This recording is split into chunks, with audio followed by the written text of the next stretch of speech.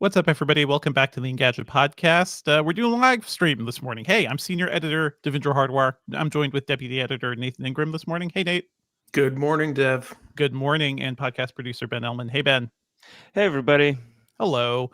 Sherlyn is off today, or at least off the podcast, because she's swamped. She's very busy. But we've got a bunch of news, even though it's been it's a short week. You know, I was off on Tuesday too, but it's also a holiday week, so we've got some fun things in store. I wanted to talk about that new documentary, MoviePass, MovieCrash, and also reminisce about MoviePass a little bit.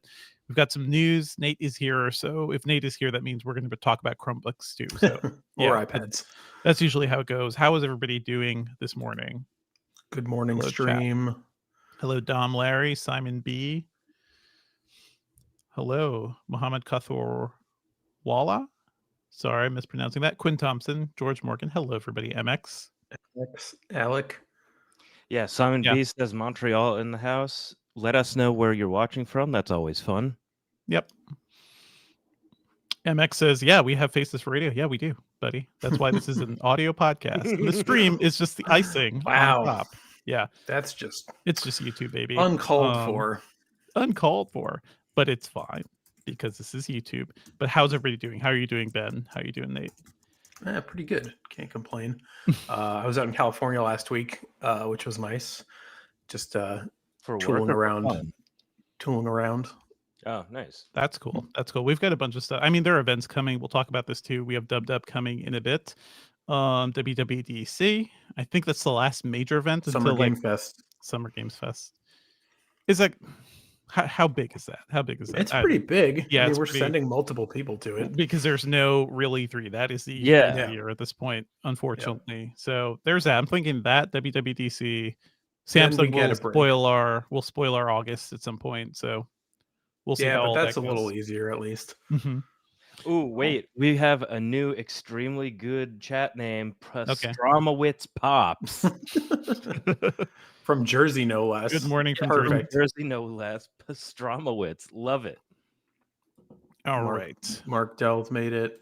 Hello, Mark Dell. For everybody who's new, including the rude people, we are mainly going to be recording the audio podcast here. And so we won't be talking to the chat a lot, but we'll be taking notes about comments. Ben will be jotting things down. We'll take some breaks between segments, but really we're recording the audio podcast. So join us along for the ride, and we'll do some Q&As when we can, but not in the middle of the recording. So everybody is recording? Yeah. And so if you are a long-time viewer of the Engadget Podcast live stream, you know what's about to happen. If you aren't, we're going to do a sync. So I'm going to count down from 3. At the end of 3, we're all going to make a sound. You can clap your hands or snap your fingers. And in the chat, you can put a clap or snap fingers or maybe even a movie slate emoji if you're really cultured. And then we'll get the show started. So counting down from 3. Oh, hold on. Mm-hmm. I need to open another window. Uh-oh. All the windows, please. Okay, now counting down from 3, 2, 1, and some silence. While we're doing silence, chat, can you please smash the thumbs up button? Helps people see us.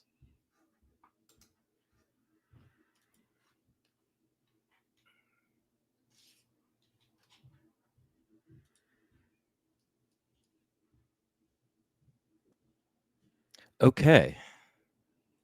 We're done with silence, so you can fire when ready. Awesome. God. Thank God. We're gonna run through it. And also, we have a whole interview that we're gonna be plugging in the middle of the audio episode, folks. So this will be a tight one. And just listen, I'll throw it to that interview at some point, and then we'll keep going. Okay. Got my show notes open. Okay. Let's go in 3, 2, 1.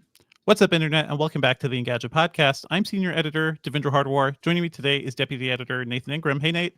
Hey, Devindra. Good morning, and good morning to our listeners. Good morning. Happy holiday week, too. It's a bit of a short week here, so not as much news as we typically get, but this is a good time to talk about this documentary that just came out on Max, MoviePass, MovieCrash. It's about that subscription movie theater startup, which I think a lot of people are into. way back when, and I have a lot of fond memories about it too. We'll talk about that thing and also the story of MoviePass. And we also have an interview with the co-founder and current CEO of MoviePass, Stacey Spikes, and the director of the documentary, Muta Ali. So stay tuned for that. We'll also be talking about some, there's some Chromebook news. There's some news from Google here. There's Chromebook Plus news getting AI features. And Nate, I feel like you're the person to talk to about that because you love Chromebooks. I do. I still do. And excuse me. I've been checking them out for a few days here. I was away, but got home to new hardware and have been playing around with it. And I have a few initial thoughts. Okay, we'll do that. I feel like, Nate, if you're gonna get a tattoo of any kind, you would probably get a Chrome symbol tattoo for Chromebook. Chrome. I think I would do a Chrome next to an Apple just to mess with people. That would be the way to do it. As always, folks, if you're enjoying the show, please be sure to subscribe to us on iTunes or your podcatcher of choice. Leave us a review on iTunes. Drop us an email at podcast@engadget.com. We've got some great reader emails this week, too. So we'll talk about that towards the end of the episode. Let's talk about MoviePass, MovieCrash. And this is a movie that's out now on Max, the one to watch for HBO. And I think it's pretty good. This is a good exploration of what the hell happened at MoviePass. And I'll tell you all, I have a lot of feelings about MoviePass because I'm also a movie critic. I've done a movie podcast since 2008. MoviePass was also something I started writing about before they were even like a major thing. So in 2012, I met with Stacey Spikes, one of the founders, and we had a good discussion about movies and about his own background because he was also a movie executive and a music producer too, or a music executive. So he's somebody from the movie industry who loves movies and wanted to like change the way the whole like movie paradigm worked, right? Especially how theaters worked. And I feel like we may take it for granted today, folks, but if you look around, like every major theater chain has a subscription plan, right? For 20 or 30 bucks a month, you get all you can eat movies, maybe some wiggle room around pricing and stuff there. Before MoviePass, none of that existed. And that the whole idea of paying a flat fee for all you can eat movies was just like something the entire industry was totally against. When MoviePass launched, it was like a $50 plan. You had to bring a sheet of paper to the box office and they had to like type something in to get you the ticket. It wasn't great. It took a while for things to get going. Then they did this thing where they had the card. They got the debit card going and they got a patent for the ability to automatically fund a debit card based on your location. And nobody had ever done that before. So like that MoviePass app, 2013, 2014, that was the point where they were like, okay, you have to check into the movie theater and then pick a time and then you get your ticket. That whole technique had never existed before. So that was like the thing that kind of got them to like 500,000 users. The growth was not great for a while because it was still $40 to $50 in many places. Then Stacey Spikes got pushed out. He was replaced by a new CEO named Mitch Lowe. He's a guy coming out of Redbox and Netflix. And then things got kind of crazy because Mitch Lowe talked about, do you remember this, Nate? Like Mitch Lowe had the like $100 plan and the $50 plan. Yeah. Like as soon as he came on, it went nowhere. And then why is that? Do we know why? I don't think anybody wants to pay $100 a month. Yeah, I wouldn't. Too much I money. love movies. I love going to the theater. I would not pay $100 a month for this. Then they came up with the $10 a month, all you can eat movie plan, right? That's when I remember starting to really hear about it. That's when the buzz broke out because that was so cheap.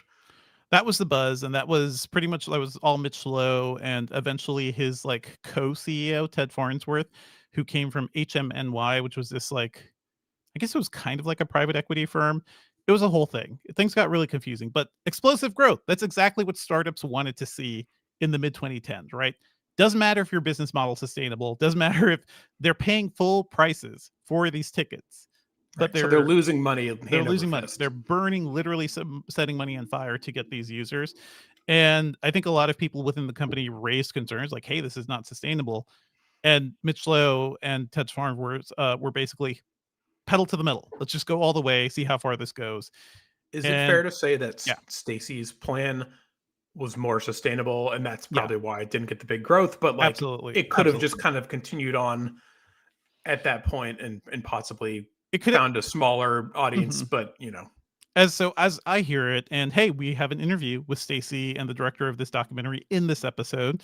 But as I heard it, and as he explains it, like that was kind of what he was saying. He was like, "Oh, this $10 thing was going to be kind of a temporary measure. Let's get those users, let's get some buzz, and then switch over to $20 or $30 a month and be more sustainable, so we can actually afford to keep this business afloat." And Mitchell and Ted Farnsworth just never really did that. They kept getting more money and burning it all.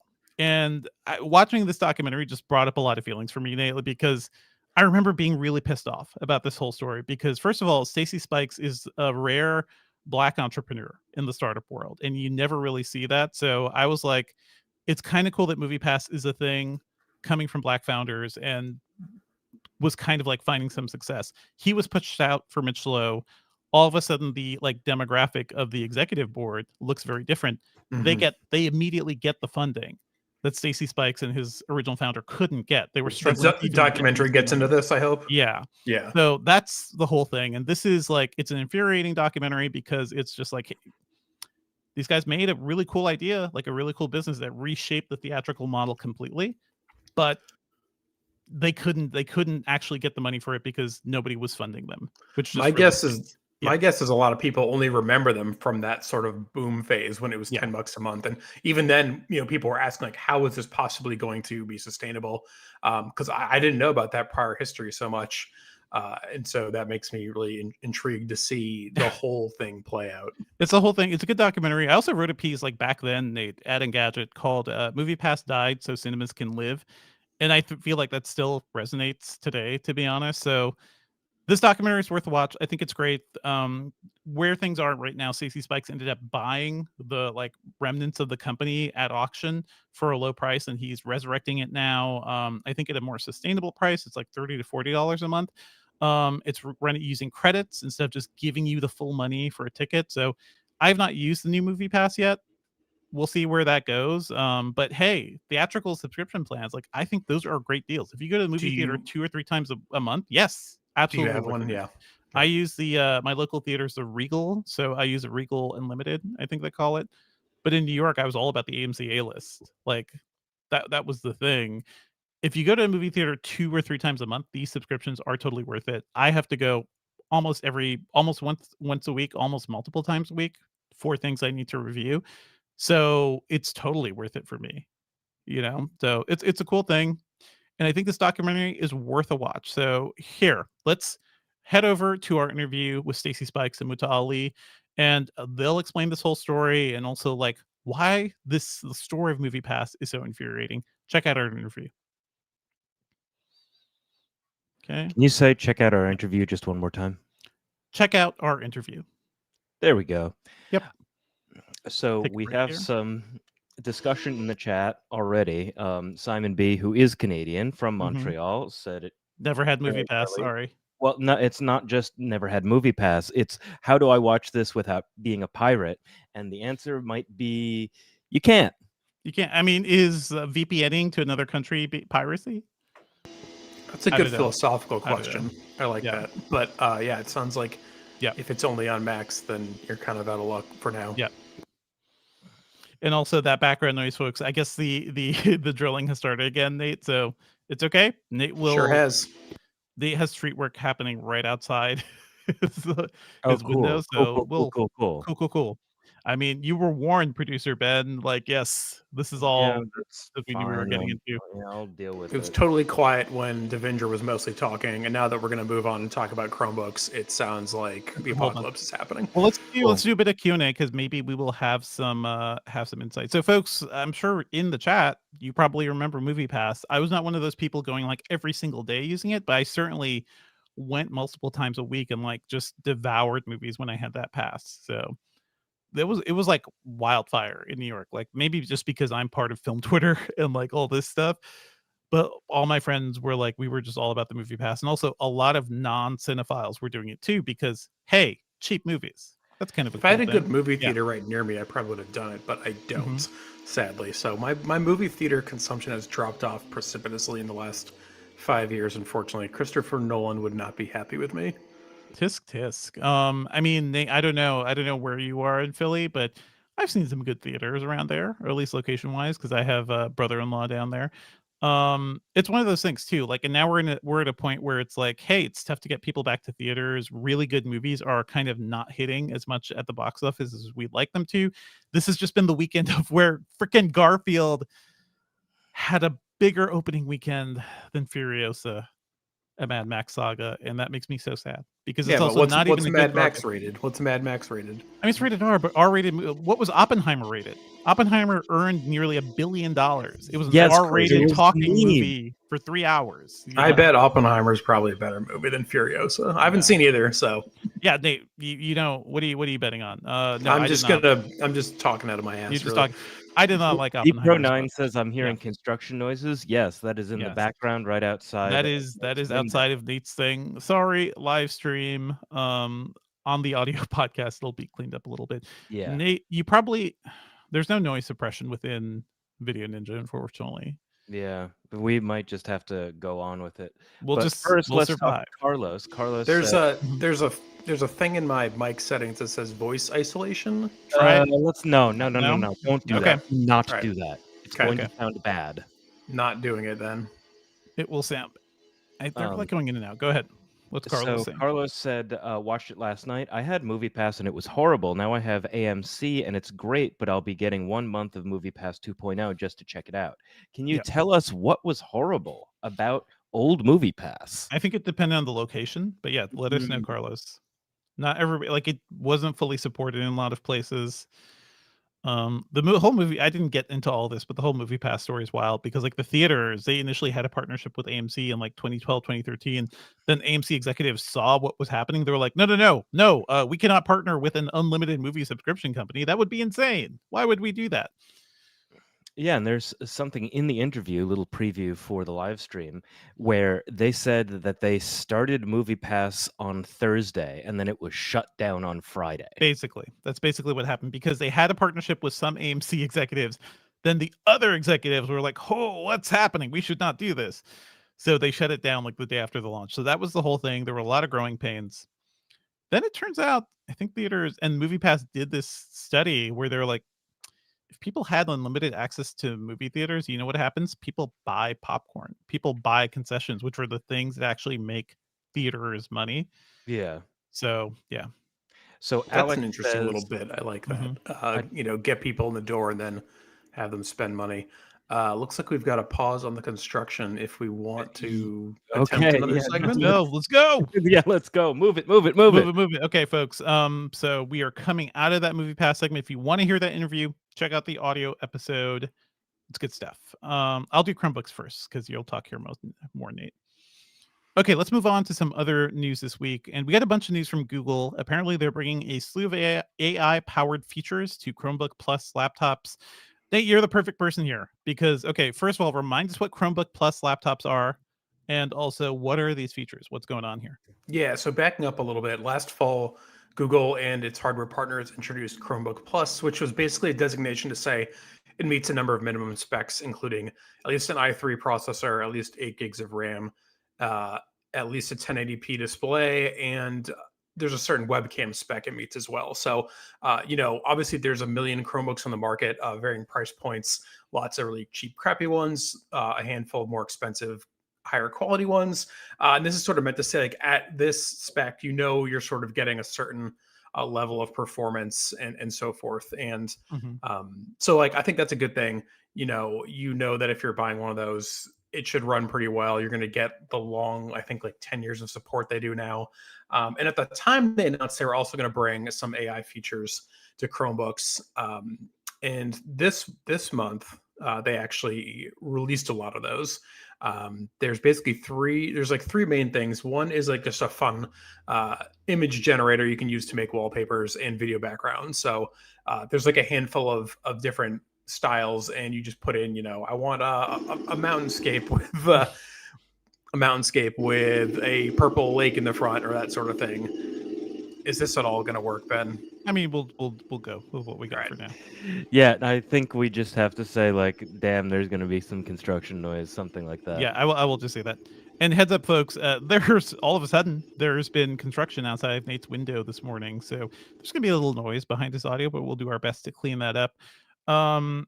Okay, Cool, Nate. Chromebook Plus. Also a style of Chromebooks that I was always a little skeptical about too. I don't think we have any sense of like how many people are actually buying these things. My thing is like I know a thing is successful when I start to see it out in the wild with normal people. I rarely see people outside of schools and businesses actually using Chromebooks, so certainly have not seen any Chromebook Plus models either. Um, in terms of these features, they seem cool, but also I guess I can't get really excited about it, right? Like I don't and Microsoft and all the other AI things are doing this too. I don't know how useful the thing of just like, hey, give me more text, all right? Write this email for me, do this stuff for me is actually going to be because part of communicating is sitting down and thinking about getting those words. And I understand like not everybody thinks they're a great writer or something, but I don't know if the AI will actually help or if people actually tap into it. Do you have any sense of that, Nate? Like, you've been experimenting with some AI words lately. We've seen in our Slack channel. Do you have a sense of like how people are using these things yet? Yeah, so what the feature is it's called Help Me Write, and it's system wide. So any text entry box, whether it's in a web app or an Android app or web form like LinkedIn or Twitter, you can write something in there and then click the Help Me Write, and you can have it punch it up, or you can just give it a prompt and it'll fill in the text itself. I agree with you. I just don't see it being useful. Like you said, part of the point of this is like as you're writing, you sit down, you think about what you're trying to say.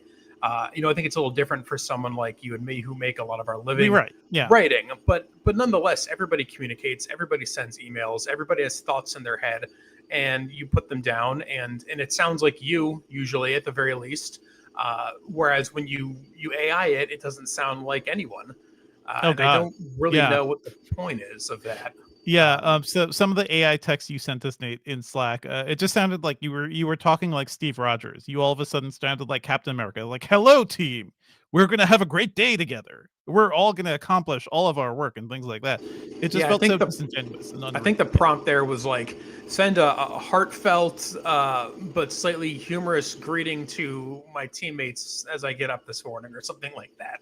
And I could have just said, "Good morning, everyone." Not that I usually do that, but I just thought it would be a funny way to kick off my little AI text experiment.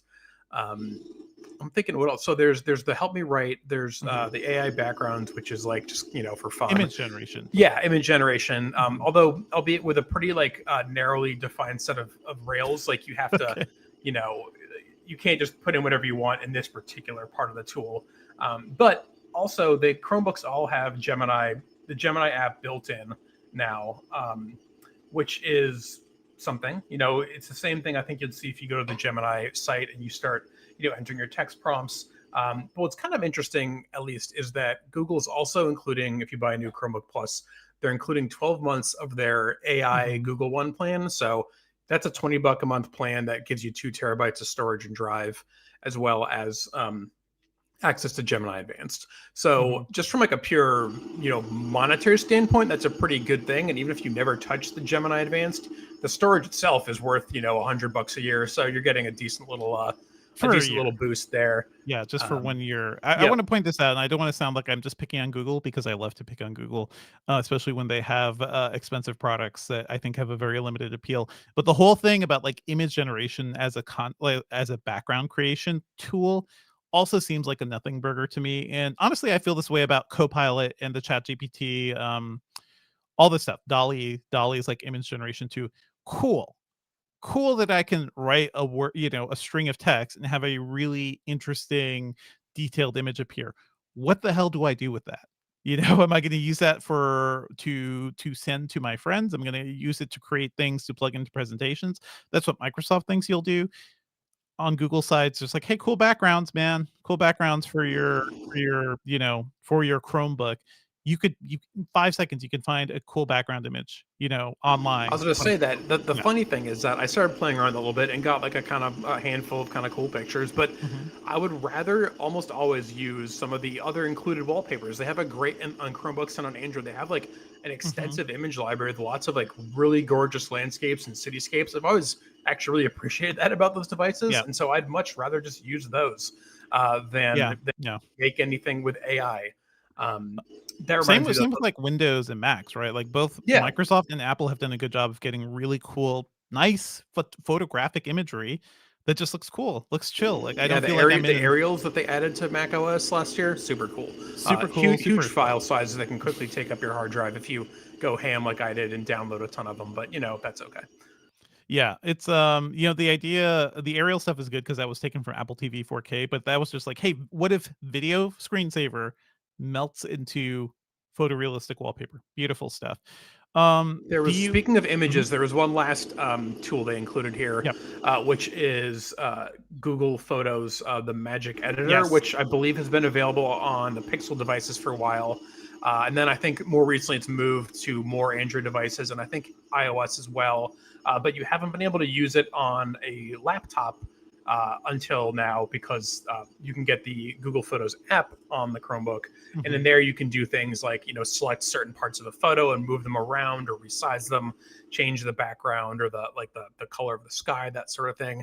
I have a real issue with that, just broadly speaking, because I Mhm. don't like to take photos and make it really easy to completely manipulate them into a reality that didn't happen. You're gonna have a And like bad time over the next few I years, Nate. I know Yeah. that people have been doing that on Photoshop for Yeah. years, obviously, right? But that takes skill and training to make something look good. Whereas now you can just like literally circle a Mhm. person and delete them from the picture.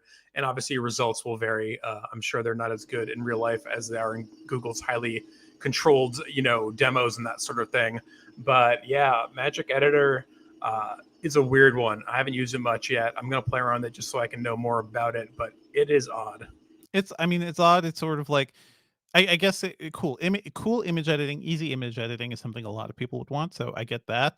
I also feel like in Google and Microsoft and everybody, OpenAI too, they want you to pay these monthly fees. They want you to like have basically pay money to get cloud powered AI going. And when there's more stuff on device, like what Microsoft is talking about with their Copilot Plus systems, maybe what we'll see from Apple in iOS and macOS this year, you won't be paying a subscription for that. So that's a whole other like way of positioning this stuff. They just want you to pay more money, right? Like that's it. They just want you to pay a recurring fee that you'll pay forever because you want to type a string of text and make a pretty image, I guess. Yeah, and I'm going to play Mhm. around with it because I now have Gemini Advanced. Mhm. But I opened Gemini and I look at it, I'm like, I have no idea what I want to do with this. Like nothing pops into my head. It's Mhm. it's it's a blank canvas, and I have no tools at my disposal to go at it. And I suppose maybe that's my own limited thinking. Uh, Mhm. but I just don't see it being something I wouldn't pay an extra $10 a month for on top of like just getting Google Drive storage. Like right Yeah. now, not a factor whatsoever. That's kind of how I've been with all AI stuff, and I think part of that is just like personal resistance to it because I don't see it being useful, and so I think I need to get over that a little bit and Mhm. play with it more and start to like try to understand what people do see in this. But in terms of something as a consumer product, I just don't think it's there yet. It's not even close to being Yeah. something that has a clear use case that people will want to spend money on. These companies really want AI to be the thing like that people get excited about in all their new platforms, but it's like I don't know how useful any of this stuff will be. No, and I think we've Mhm. seen, people discussing recently how like it's really just been like a weird domino thing where it's Mhm. somebody, I guess, OpenAI starts doing it, and then Google and Microsoft scramble to catch up and then all of a sudden, once they're in, everybody's in, Mhm. and now everyone's trying to like air quotes catch up, but I don't know if they're trying to catch up too. Like, It's madness, yeah. I think lots of millions of other people are just going on with their lives using their computers the way they used to. This has not revolutionized anything yet, and this Yeah. doesn't change it whatsoever.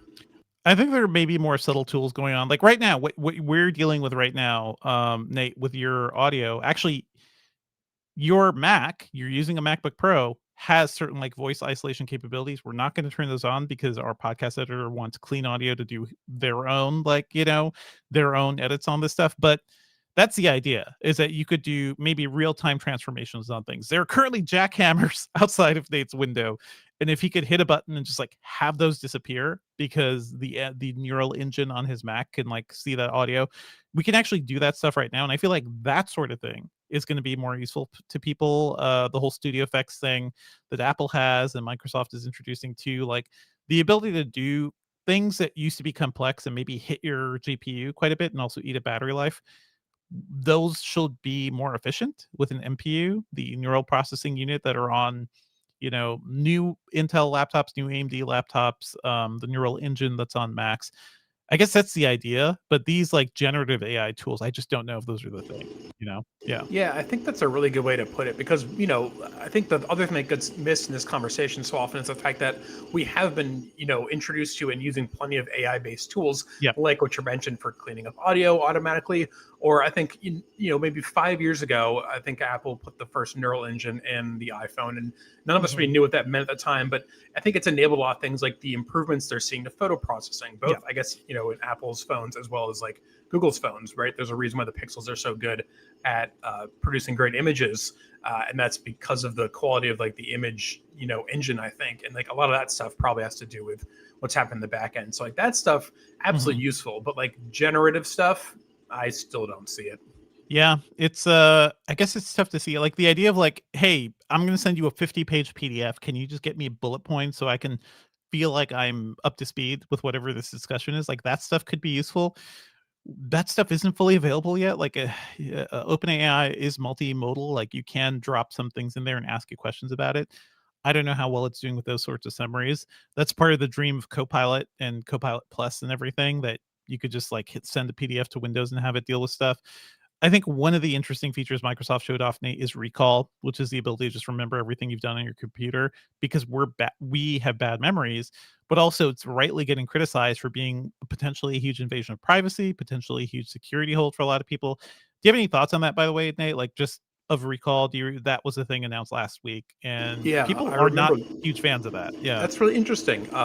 Talk to me a little bit about what the main. I mean, you kind of alluded to it, but again, it's the kind of thing I could see being useful.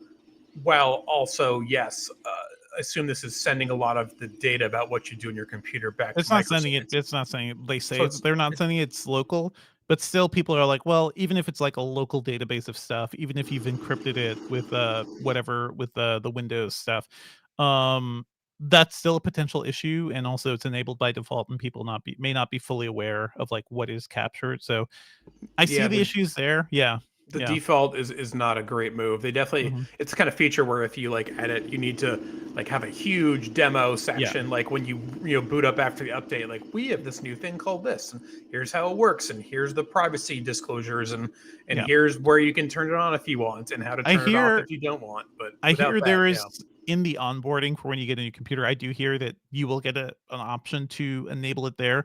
But that's sort of like when you do this on a Windows computer now, you get like, do you want to enable personalized advertising? Do you want to tailor, location stuff? And I think most people don't even read those things and just like click into, I just want to use my computer. Yep, So that's that's fair. the bigger problem. I guess, hey, we don't know what's going to happen with any of this stuff, but all these companies are basically betting billions on the idea that we are going to really want AI tools, and this stuff is going to make or break their, I don't know, their entire industries at this point.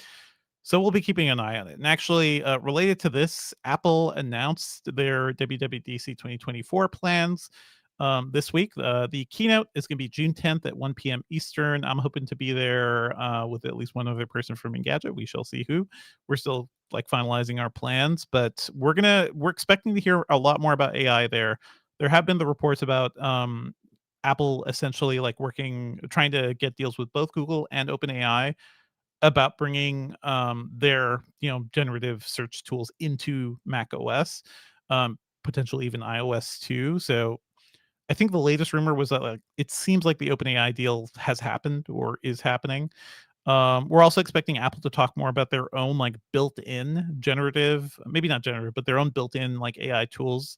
Certainly some sort of like model, some of their own local models that's going to do some work. And I guess that stuff is kind of cool, Nate. Like that's where I'm like, if not Cortana, if Copilot itself or Siri were actually smart, and I can actually say, hey, what are my appointments right now? Can you reschedule this appointment and just talk to it naturally and have things get done? I feel like that is a useful thing for a lot of people. Yeah, and I think Mhm. that's probably what's been missing most from Mhm. Siri, et cetera, over the years. People love to smash Siri, and I think that if you know what Rightfully it can, so. Yeah. well, I think if you know what it can do and what you want to get out of it, it can work. But I think what you're saying is like, I'd love to be able to say, hey, what are my appointments today? And have it understand that I have multiple calendar apps installed, and to be able to look into those and say, yeah, okay, I can see all this stuff, versus being like, well, you don't use Apple Calendar, so you're out of luck kind of thing. You're screwed. And I know that like it's not that limited at this point, but it's also not that transparent to somebody. Again, that's the problem, is like, to get these like wonderful use case scenarios that all these companies like to show off, you've got to be like practically a software engineer yourself to make it happen. Yeah, exactly. So, hey, I think the idea of just wanting to speak to your computer and have it like Google talked a lot about this too, having a computer cater to your needs rather than you learning the behaviors of a computer. I think that is a really interesting inflection point, and it is something we're moving towards. So we shall see. It's a noble goal that we are not yet there on. Yeah. Do you think there's gonna be any hardware this year? I feel like probably no, but Probably no, but it is weird. I have not seen any rumors of like, M4 MacBooks at this point, because it also feels like we just got a lot of new hardware from Apple. But it is very strange that the iPad Pro is the only M4 device right now. I wonder if they're going to tease something. Um, there have been rumors about other types of devices from Apple. But yeah, there's no real like hardware rumors leading to this WWDC. I think they're going to spend a lot of time talking about Vision Pro, like Vision OS, and like the stuff they're doing around that. And they've proven that hey, they can really reshape the way the Vision Pro works just by software, because they didn't have enough time to bake in all the features. So I'm expecting to hear more about that. It's going to be all AI, most likely, like all AI, and how AI is going to build itself into iOS and iPadOS and macOS and everything. That's my guess, but we shall see. So you know what, folks? Let us know. What do you want to see? Thinking about it. Yeah, I'm so tired. I'm so tired at this point. Let us know, folks, what you want to see from DubDub this year, and yeah, how you think these AI tools are going to. What are the AI capabilities you're really looking forward to? Drop us an email at podcast@engadget.com. Also saw this news this week. The Fitbit Ace LTE, um, Google's Fitbit division, has basically produced this. It's a wearable like gaming smartwatch for kids, but it also has LTE and also has like tracking features for parents too. So it looks like something that can help kids get outdoors and go have fun. And it's sort of Tamagotchi like, depending on their movement. But it also has like communication abilities, so kids can get in touch with their parents and parents can see where they are. I don't know if you have thoughts about this, Nate, but this happened, and Sherlyn wrote up a really nice hands-on this thing. So I want to acknowledge that Google is making hardware again a little bit. Yeah, I liked this just from again. I have no idea if this is going to go anywhere. I'm sure it won't. It reminds me of how Apple introduced with the Apple Watch the sort of like family setup where you can have somebody who's like got the master control over these connected devices, so that kids can't like go wild and whatever. But the game stuff, I don't know. Just it seems like a cheeky bit of fun that isn't trying too hard. Like it seems like goofy and unique enough to be potentially kind of fun. But again, like no idea what chance there is for like this to reach an inflection point where enough people will be using these things, of kids will be using these things, that it goes anywhere. That said, one of our editors, Cheyenne McDonald, loves Tamagotchi. She has a wrist-worn one she wears like a watch, and I would love to see her try this thing on and see what kind of fun she can have with this thing, because she has already proven herself to be into quirky little games that you wear in your wrist. So I feel like she's the perfect one to check that out.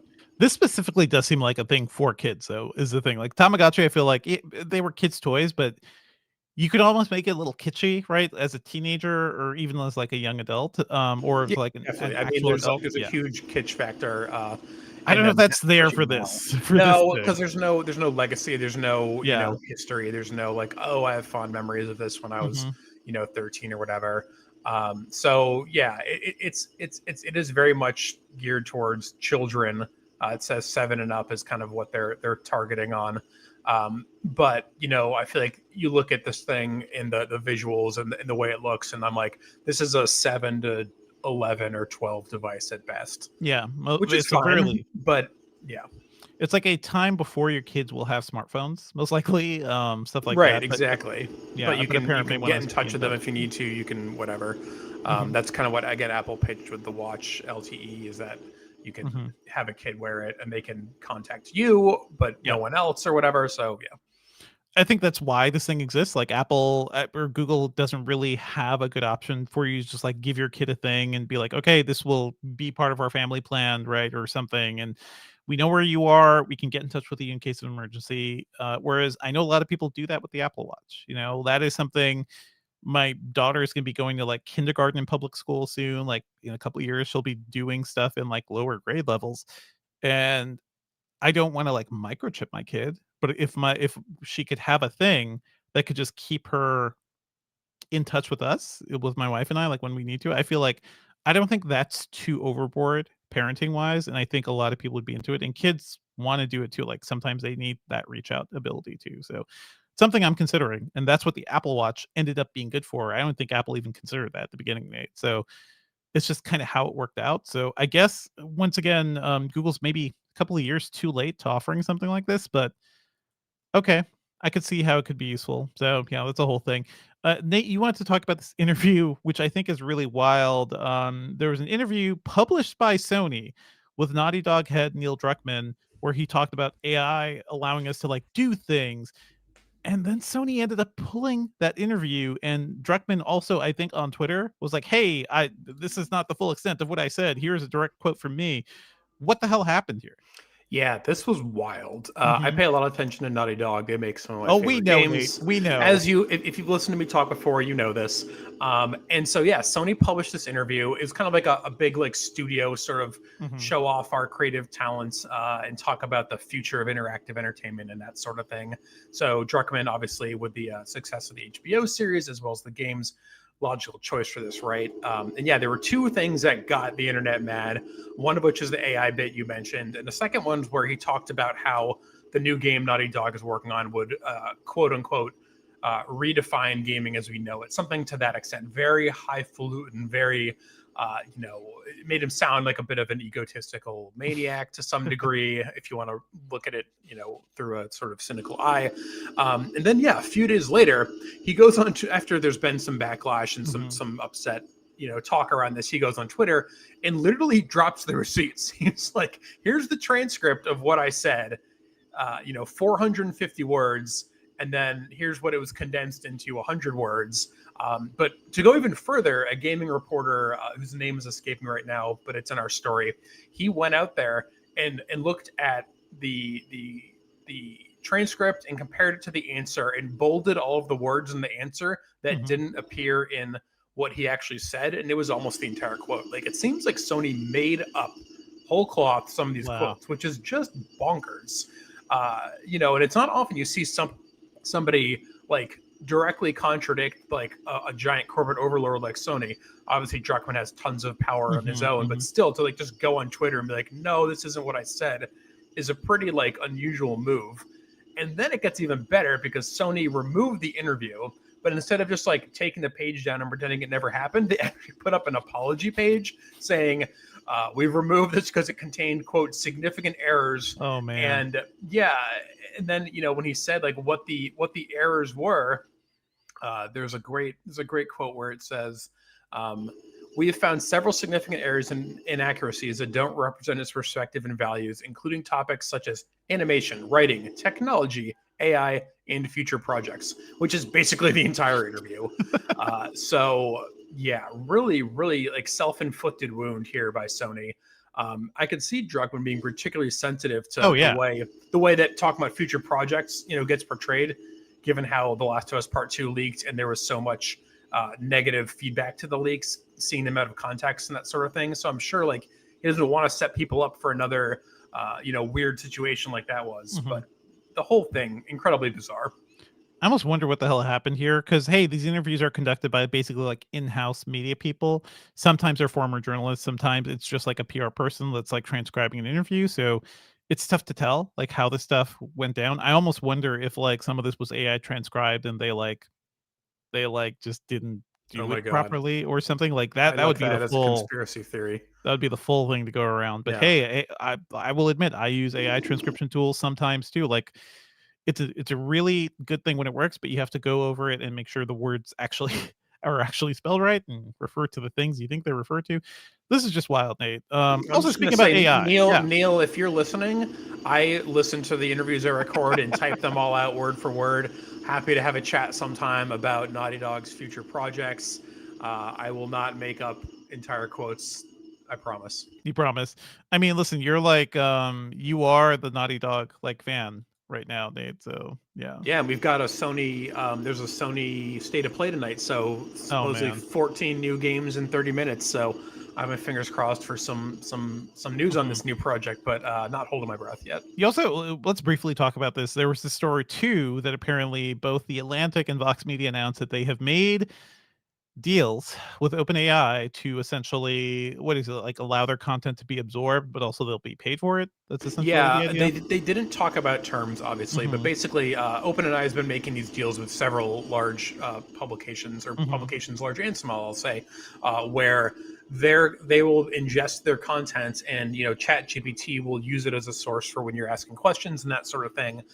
In this case, for both Vox Media and the Atlantic, they made a point to note that there will be citations. So ChatGPT will say, based on this report from so and so, and with links out to the original sources, which sounds to me like a way of getting ahead of the whole concern of like AI is going to kill publishing because it won't direct people to these pages anymore. It'll just summarize the articles for you, and no one will click on the actual article. Well, maybe it won't matter if you're getting paid, right? Like if the media companies are getting paid for that. And I actually don't see a huge problem with that because Google's doing it already. Google is crawling the internet, right? And like every media company, everybody on the internet has kind of like a deal with the devil with Google.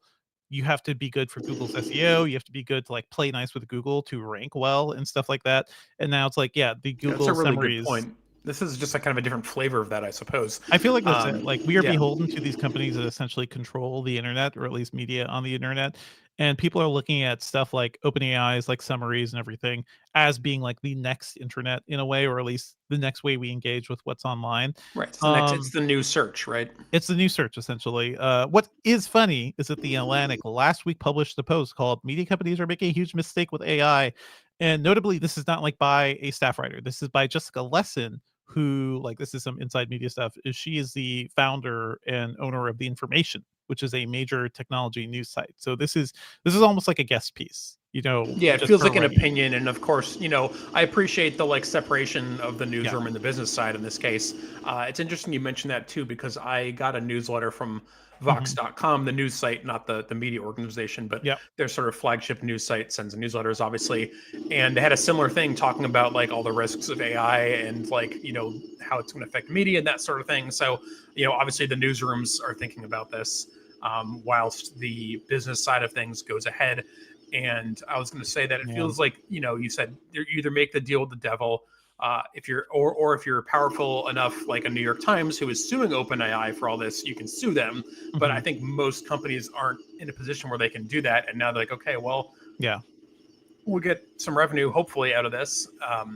And of course, I actually don't fault, Atlantic or Vox Media or any of the other companies that's done this, because recognizing it's a difficult situation, and it's easy for me to sort of jokingly poke fun at these companies when there's an equally likely chance that our parent company will go ahead and do something similar. We have no personal say about like what happens at Yahoo or Engadget or anything. So and of course, I think again worth noting that neither Vox nor the Atlantic talked about generating articles or content with AI. Right? It's not that kind of thing. I think that's the real concern. Like the more closely you align yourself with these AI companies, like, hey, use some of our tools. Let's do some. Hey, you want some auto summaries of your stories? You can use our tools to do that. And a lot of sites have auto summary stuff happening like already. So, but who knows? Like that's eventually going to be a thing that. You could right now can get a simplified version of a web page on iOS, or I think even Macs now, right? So it's like a little bit of an AI engine in a future iPhone. Just be like, hey, can you summarize this whole thing for me? That's kind of like where we're going. So even if it's happening on device, same problem, but maybe at least you get the ad revenue for that. Like maybe at least it sees the page at some point. We don't know how any of this stuff works. It's all black magic, folks. I've been writing for the internet since 2009. And nobody has any clue about how it all works. And Unfortunately, to throw it back to the thing in Chrome OS, the whole like help me write thing. I'm like, okay, so we're going to start using help me write to create, articles, and then Google and Gemini or ChatGPT will summarize those AI created articles with a new summary, and I'm like, oh god, this is very much a snake eating its tail situation. Oh my god, To be clear, no, we're not using these things to create articles, but we're not using these things yet. But maybe, who knows? Maybe we will use the summary thing. I just feel like for media companies who are currently facing some serious issues, like, hey, we had our own round of layoffs. Pretty much every major media site has dealt with this. They have to do something. They have to do something to make money or to stay afloat while they figure out what to do with this whole new terrain of publishing, which will involve AI in some form. So it sucks. This is a crummy place to be, folks, but we'll be reporting on it, and let us know. Let us know. Are you actually using the AI summary tools on some sites? How are Google's like recommended, search results, the stuff that are up top, their AI search results? Are those preventing you from clicking sites? Like, I'd love to know how people are actually using this stuff.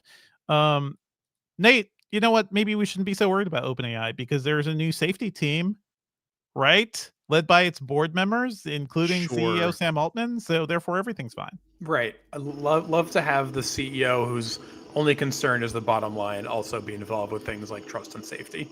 Yeah, they just 2 weeks ago they dissolved the existing trust and safety team, which included people who may actually say no to some things.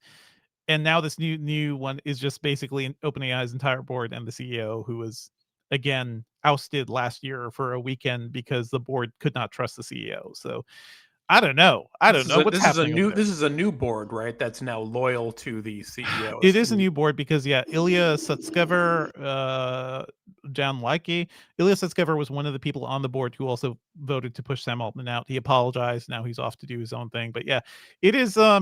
It's not exactly heartening, Nate, that such a powerful company in the media and technology landscape now is like kind of a mess internally in terms of how it's being run. That's not great. Boy. Okay. We've got a couple questions or some emails from listeners. I want to shout out an email from Darren. I don't have your location here, but basically thoughts on Copilot Plus from a screen reader user. They write, I'm a screen reader user, and notwithstanding the incredible leaps forward on built-in accessibility features across most major platforms, Windows is still the only desktop OS where there is a choice between multiple screen readers, a phenomenal productivity enabler when dealing with inaccessible websites or apps. So they're saying JAWS, or Job Access with Speech, which is a popular commercial screen reader, natively supports ARM. So they are looking forward to using a Copilot Plus PC that potentially has better battery life and performance. Also, they're hoping that Microsoft will double down on supporting developers making native ARM apps. We kind of mentioned this x64 and x86 apps. It's the older stuff, like the older Intel chips and AMD chips, aren't going away anytime soon, but ARM seems like the focus. So Darren writes, overall, I'm not overly excited by AI itself, but if Copilot Plus brings about a more compelling Windows on ARM experience, that might be enough for me to go all in with my next laptop purchase. I think this is a good use case. And certainly, like, not a thing we talk about too much either.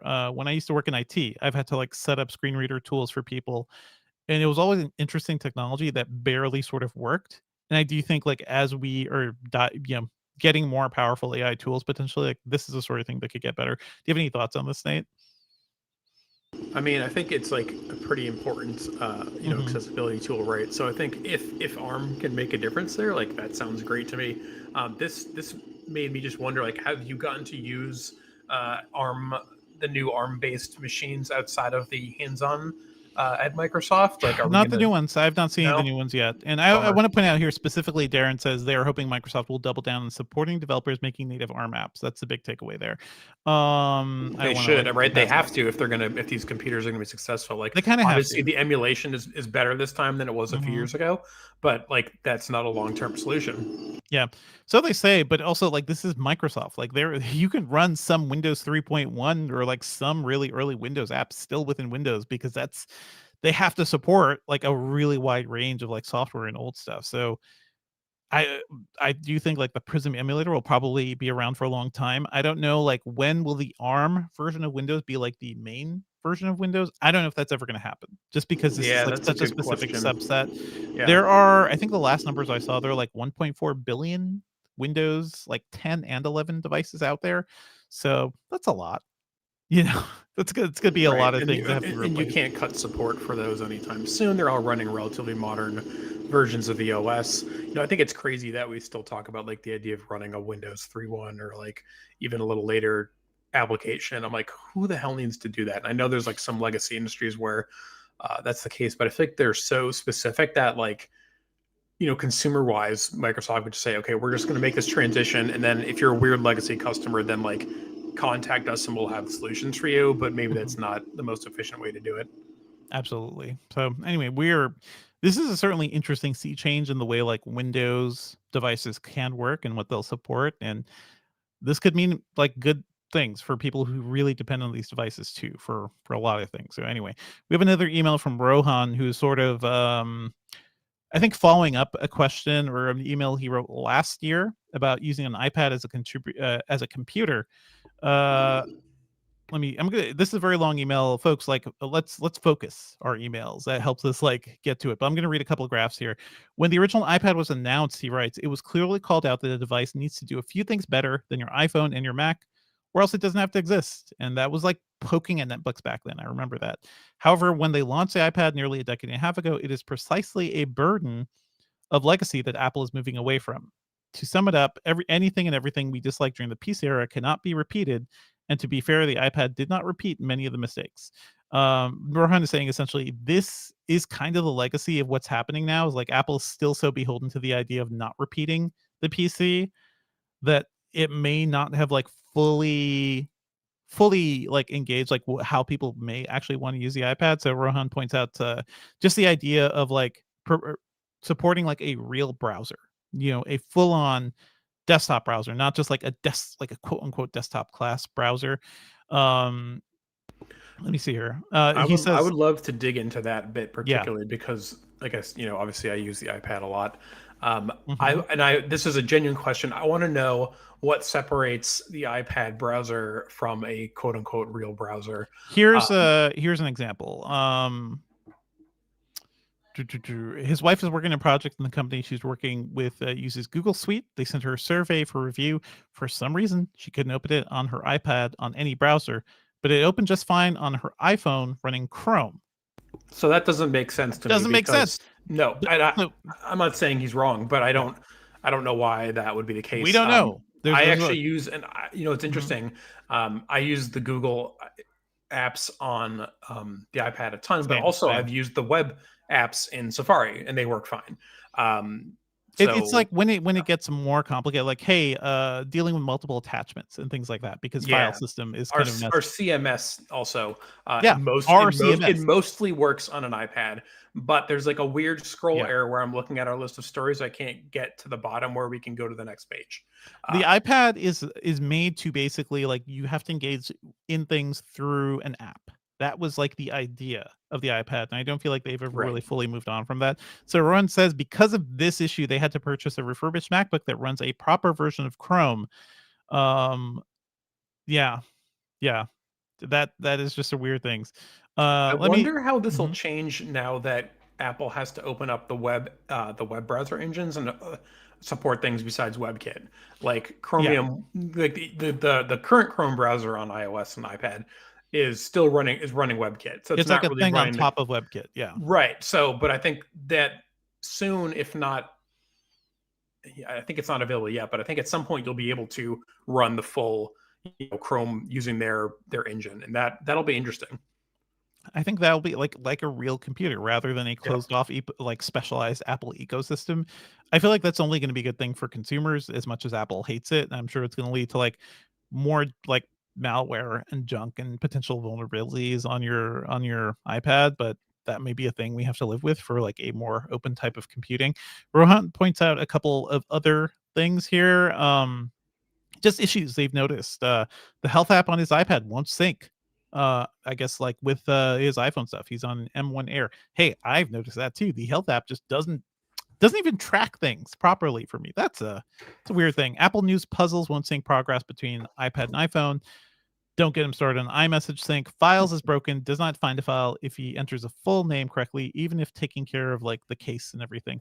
There are a lot of these weird software issues, and Nate, I don't know if like you've just like learned to deal with them, but like we talked about during the iPad Pro episode, if you wanted to record that episode with us on our streaming platform right now, I don't think you could do it.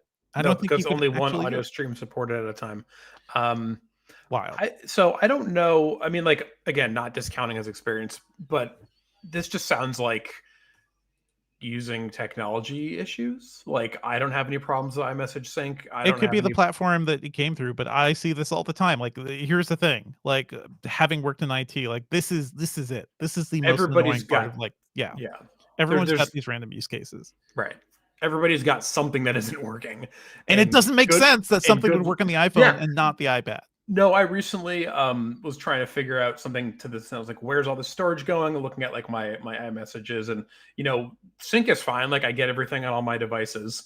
But like in terms of the storage it's using, I can't figure out why on like one machine is taking up 20 gigs and one machine is taking up 10. And how do I reduce this? And the whole thing is just kind of crazy. It's such a mess. Anyway. That's a cool. Thank you for the emails, everybody. It's always good to like talk about this stuff. Drop us more notes at podcastinggadget.com. We love your feedback. Let's move on to what we're working on. Anything you want to shout out, Nate? I will probably be doing a lot of Chromebook stuff in the next few weeks, as well as getting ready for WWDC and Summer Game Fest. I don't think I'm attending those in person, but certainly will be helping out on the home front with all the news. Cool. I'll also be like preparing for WWDC at this point. Maybe another like short trip, but looking forward to like seeing things there. I'm also currently writing up a hands-on on the Vision Pro what if experience, that whole thing. I was trying to get it done yesterday and just like did not have time. It's interesting, but it's kind of a mess. It looks really cool because everything on the Vision Pro looks amazing thanks to those screens and like the power there, but playing it is not great, like because this thing was not made for games really. So it's both like a air quotes movie and a game kind of melded together. It's like an interactive. It's sort of like any VR experience you've had, which are sometimes you're watching something and sometimes it's like, hey, you have to like hold your fists up and point lasers. You're essentially like one of those people working who like the Doctor Strange people, like the people with magic powers. You're one of those folks. You're collecting Infinity Stones. You have to like use a shield and you go pew lasers, and none of it feels very good because it's all controlled by hand tracking, and it's like kind of a mess, but it does look cool, and it's kind of a cool free experiment, I think, from Marvel and the ILM Interactive folks. So could be a hint of what's to come. I think it's for free too. I can't like get too mad about it, right? Like it's an free if you haven't a Vision Pro, right? That's a fair caveat. Totally fair. Any pop culture picks for us this week, Nate? Yeah, so there's this band out of the UK called Daughter. Last year they released their first album in 6 years, and while unfortunately they didn't tour for it, they just released this amazing YouTube video of them performing the songs live with some of their friends, and it's at this gorgeous studio in the middle of the UK somewhere, like in this big farm. Would love to go there and play some music myself someday, and nice. It's really cool because it's all shot with one camera. Basically, there's one guy who films each song kind of like moving throughout the room. And then each song is a new take or whatever. But like each song is its own take. And it all kind of culminates with the last tune where the singer, she's singing in this room by herself. The beginning of the song is very quiet. It's just her and her guitar. And then at the midway point, this whole like orchestral band comes in and she kind of puts the guitar down and walks through the studio into another room where the whole rest of the band is there playing, and she joins them. And it's just gorgeous song, gorgeous filming, really unique stuff. If you like kind of slightly sad, but really pretty indie music, Arcade Fire type stuff. Sounds like Arcade Fire type stuff. Maybe. Not as much bombast, more, quieter, kind of like the National a little bit, but that sort of thing. They're great. They're on the Nationals label, so that. There you go. Thinking that. Thank you for the whiny indie rock, Nate. No, she doesn't whine. She emotes. She emos. I mean, Close, very close. Yeah. I want to shout out a movie called Hitman, which is going to be on Netflix soon. This is not the adaptation, the two adaptations of the Hitman video games. This is the Richard Linklater film, which is a ton of fun. Really, it's funny, it's romantic, it's just like genuinely endearing. It stars Glenn Powell, who's like the new it guy in Hollywood. He was in Top Gun 2. He's in a rom-com this year that everybody loved. He's going to be in that Twisters sequel coming up. And it's fun Twisters, premise. yes. Twisters. I don't know. Hell yeah. Twisters, but he looks fun. Like I like him in pretty much everything. And the premise for this movie is really fun too, because he plays a professor who's kind of like a boring dude, like a boring nerd, but he moonlights as somebody who helps police. He's also like a tech guy, so he helps police like capture criminals. Like he helps with the wiring and stuff. And it gets to a point where essentially he is helping police by pretending to be a hired hitman, and it's like a way to entrap people who would call up a hitman to murder family members or whatnot. That's the premise, and things get a little wild from there. I think this movie's a lot of fun. It's in not many theaters right now, but if you can see it there, that would be great. It's also going to hit Netflix on June 7th. Just a week then. And I was gonna say, yeah, it's been out for a little bit, right? It's been out in theaters for like a week, I think, at this point. But yeah, Glenn Powell's fantastic. Adria Arjona, who was in what's the Star Wars show? Andor. She's been in a bunch of things. Yep. She's also fantastic in this. Great cast, really funny script. Just a good time, just like a good feel-good movie that I think hits all the right notes. So check it out, folks. That's Hitman on Netflix. Now, this all reminds me too that I finally started watching The Bear. Obviously, I'm late to the party, but damn, it's good. It's very good. It's very good. Wait till you get to season 2, Nate. I'm looking forward to it. That's it for this week, folks. Our theme music is by game composer Dale North. Our outro music is by our very own. Our outro music is by our former managing editor, Terrence O'Brien. The podcast is produced by Ben Ellman. You can find me online and at Devindra on Blue Sky, Twitter, all over Mastodon. Where can we find you, Nate? I'm mostly on Threads these days at Nate Ingraham.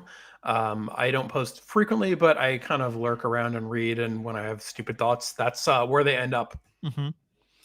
Not Twitter, though. Yeah. Not Twitter. Nate. Not Twitter. You can email us at podcastinggadget.com. Also say hi to Sherlyn. Tell her if you miss her or whatever. Leave us a review on iTunes and subscribe on anything that gets podcasts, folks. Thanks. We're out. Okay. How is Nate doing?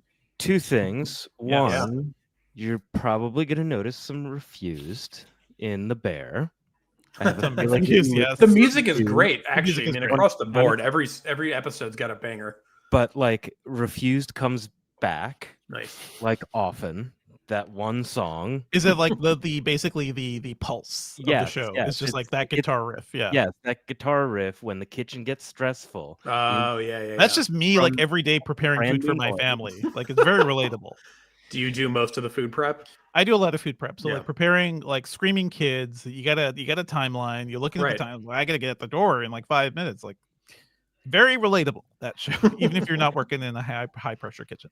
DPro9 says, I'm glad the jackhammer stopped. Me too. Me too. Oh, I'm sorry, everyone. That was rough. I mean, you don't need to apologize for like your taxes actually working. Yeah, it's it's Philly. We should have tried the mic stuff on the MacBook, because that would actually work better than some of the other stuff. But whatever, we'll see.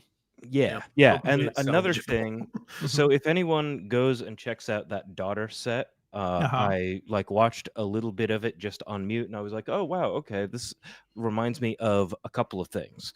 One, a big long, like hour-and-a-half long set by the band Pine Grove. It's called Amperland NY, and you can go look that up. It's pretty much a very similar thing where it's a bunch of people in kind of a studio room. It's a live set, but it's also really, really well recorded. That's cool. And one of my favorite ever just single song recordings, Light On by Maggie Rogers at La Blagothique live in Paris. She has a live chorus that you don't see until like 30 or 40 seconds into the song. Sorry to spoil it, but it's magical. That's cool. That is super cool. Yeah, the reveal is like, I just kind of was like, oh wow, I see what's happening here. How is chat doing? I see people are talking about all sorts of stuff. I see a lot of talk about Job Simulator 2.0. Yeah, including Declan saying Job Simulator 3.0, first-person shooter like Call of Duty, but turns out you're controlling a Boston Dynamics robot. That's just in Ender's some Game. foreign country. It's just Ender's Game. Okay, Yeah. it's Ender's Game, but it's also many people who currently work for the U.S. That's how drone operation works. Yes. Yeah. You're in a box somewhere. Yeah. Halfway around the world.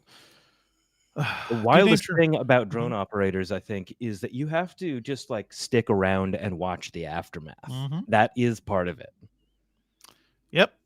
What a what world the society we've built here. Yeah. Dude named Charlie says he started the bear but was confused, or they started the bear. It does. I mean, I don't know what gets better means. Just you got to embrace the madness. Like that's what it kind of throws you right in. There isn't at each other. Yeah, it throws you in. There isn't a ton of exposition. There's a lot of questions. Keep up. Why is he here? Yeah, there's not a whole lot of like, Carmi, you've been gone for 10 years. Yeah. What's happened? That's I love the like visual language of that show and just how it throws you into everything. It's I believe all the kitchen work is all shot by the actors too, as in like the knife work and everything. They like trained on that and stuff to make it look. Yeah, I think legit. That's true. It does. It's funny after watching it. I go in the kitchen to make my stupid breakfast, and I'm like, let's get going here. Let's get going. I mean, you got to add pressure. Like that's the whole thing about the show. Is like, yeah, cooking tough, leisurely. If you have no like time pressure or people pressure or something, but it's really pressure cooker. It really makes the show. I think it's funny. Matty Matheson is in the show and does not cook. I think he specifically wanted to be in the show, but was like, I want to be the repair guy. True, and he may have even like put that into calculations of his character. Yes, like, absolutely. I'm just not going to cook. I'm just going to hang out. Gonna hang out. You know what? But he wants to be. But he wants to cook. Like in the show, his character wants to, but they won't let him. They won't let him. Good cast. Good stuff. All right. Can we wind down? Anything else going? Yeah. Let me look further back into the chat. Just to make sure that we aren't missing anything. If you have any questions, even general kind of questions, you can ask that to us now, because I mean, Simon B got a recommendation for a Chromebook from Nate live. There you go. That's my favorite right now. Yeah, I have heard about the movie Anora, which I think won the top award at Cannes. That's Sean Baker. And I love his stuff generally. So yeah, Sean Baker's the Florida Project. Yeah, Florida Project. Right? Yep, Tangerine. Nice. Red Rockets. Everything he does is baller. I think he's fantastic. I cannot wait for an episode of the Filmcast cross promotion on Megalopolis. Oh yeah, I cannot wait to see Megalopolis. Oh my god, yes, it's gonna be so good. Oh man. All right, thank you, folks, for joining us. How big is a Fitbit Ace, says Declan? I don't know. I did not test it. It does look like it may be a little large for kids, but it is made for kids. So I think that it's large to be like impact resistant and stronger when they get bashed around and stuff. Yeah. It's a Squircle. It's a Squircle. That's basically it. So DPro9 and I were talking about 11 Labs and also Suno, those two startups that do like AI generated music. And this is actually something that I've been talking about with some people in the Garbage Day Discord. If you've been a longtime viewer of this podcast, you know I love Ryan Broderick's newsletter Garbage Day. I'm a frequent poster in their Discord.